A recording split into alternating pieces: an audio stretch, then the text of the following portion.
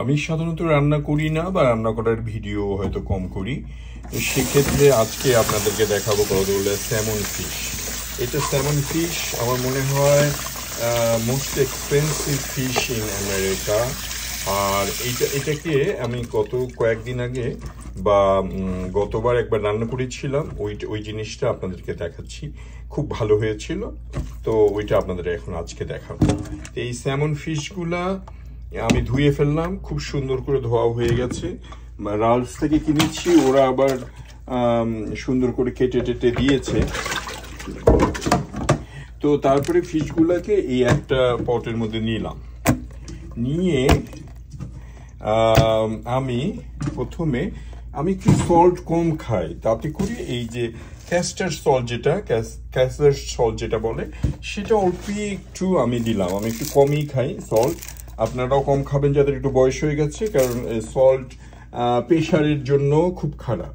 অবশ্য আমার প্রেশার ওরকম কিছু না, তবু একটু কম খাই। আমাদের যেটা হলদির গুঁড়া আছে ওইটা আমি আবার একটু দিলাম, একটু দিয়ে দিই।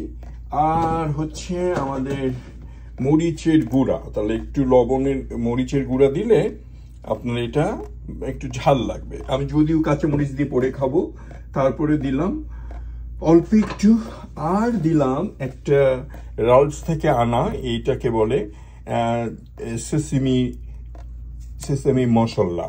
এটা আমি রালস থেকে এনেছি, এইটা দিয়ে দিলাম। ঠিক আছে, এটাকে একটু মিক্স করে দিলাম। আর এটা সাধারণত ফ্রেশ খাওয়াই ভালো। বাঙালি স্টাইলে আরেকদিন রান্না করব, আজকে আমি আমেরিকান স্টাইলটা আপনাদেরকে দেখাচ্ছি।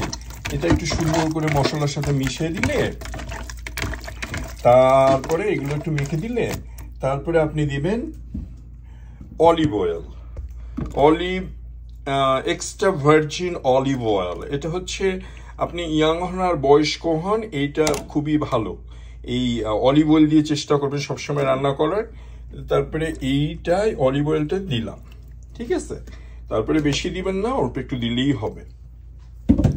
আচ্ছা, এখন এখানে অলিভ অয়েল দেওয়ার পরে, অলিভ অয়েল দেওয়াতে আমার খাবারটা হেলদি হয়। এখানে ব্যাপারটা একটু দেখতে খারাপ লাগছে, কিন্তু এটা কাজ হইলেই হইল। কিন্তু যাই হোক, মাছগুলাকে আপনি এইভাবে দিবেন, এইভাবে একটা, দুইটা, তিনটা, এইভাবে দিবেন, ঠিক আছে। তারপরে মশলাটা যেহেতু অয়েল আছে, ওইটা উপরে একটু এইভাবে দিয়ে দিবেন। ওভেনটা শুরু করে এই জিনিসটা এই নিচেরটাতে দিয়ে দিবেন, ঠিক আছে। তারপরে এখানে আগুন জ্বলা শুরু হয়ে যাবে, দেখুন।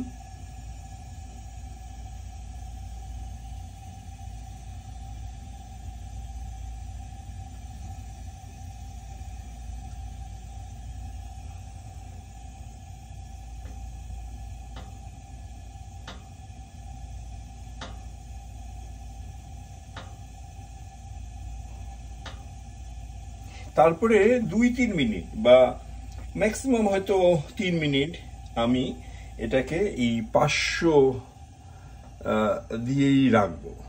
উপরটাতে দিলাম কারণ নিচেরটাতে দেখা যাচ্ছে না মাছটা।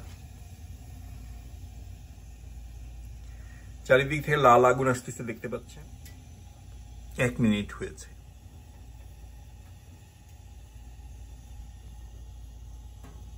এই 5 মিনিট পরে একটু নামিয়ে আনলাম, দিয়ে এই যে এগুলোকে একটু উল্টায় দেব। আর এই যে চোচাটা দেখতেছেন, এটাও খুব কিন্তু আপনার ভিটামিন, খুব ভালো। তো এটা একটু উল্টায় না দিলে ওই সাইডটা হবে না।